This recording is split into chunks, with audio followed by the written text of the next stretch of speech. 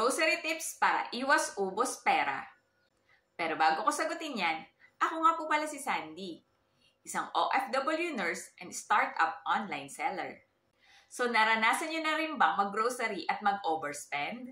Yung sobra sa budget at hirap talaga kayong pagkasyahin ang budget na hawak nyo. Well, hindi kayo nag-iisa, ako rin ganyan. Sa kadahilanan, pagkain lang naman ang luho ko.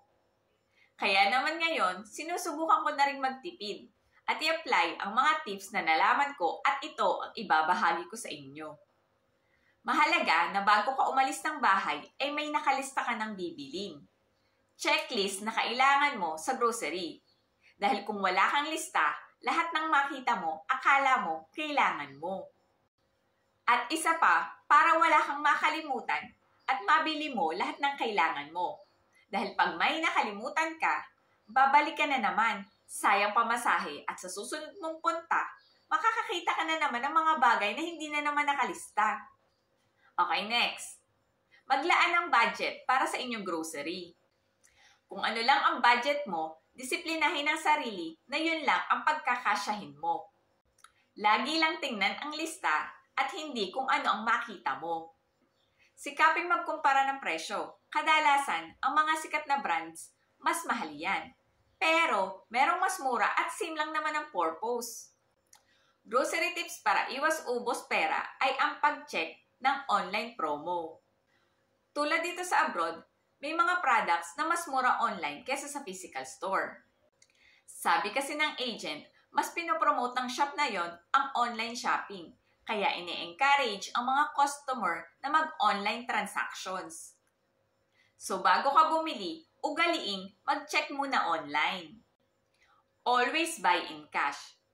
Kahit hindi sa pag-grocery. Kapag wala kang cash, wala kang karapatang bumili. Mahirap kung laging ATM ang pambayad mo sa kadahilan ng hindi natin nakokontrol na nag-o-overspend na pala tayo. Kumbaga, wala tayong limit sa paggastos dahil laging kaskas lang. Ang ending, every end of the month, hindi natin nakakayanang bayaran ang outstanding balance nito. Kaya nagpapatong-patong ito hanggang ang laki na pala ng utang mo. Kaya, always buy in cash. Pinakamahalagang natutunan kong grocery tips para iwas ubos pera ay huwag kang pupunta ng gutom. Dahil, pag gutom ka, lahat ng makita mo, gusto mong bilhin. So, pagbayaran na, sobra-sobra na pala ang iyong kinuha. Madali kang matem at hindi mo na nasunod ang checklist mo dahil nga, nagkikrave ka ng kumain. Dahil naniniwala ako na ang paggastos ay may nakadikit na disiplina sa pera. Na ang pera ay isang tool lamang. Pag mali ang paggamit mo nito, siguradong ikaw ay magkakaproblema. Dahil ang kalaban natin dito ay ang walang disiplina sa pera.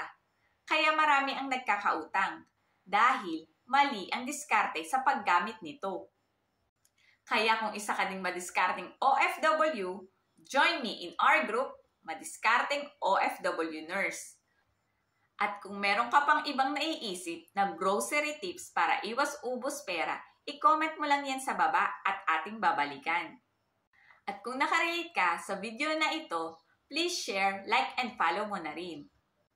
At kung naghahanap nga po pala kayo ng Kids Essential, meron po kami niyang available sa aming online store. Hypoallergenic soap, massage rub, deodorant, at serum. Iko-comment ko na lang po ang link sa baba.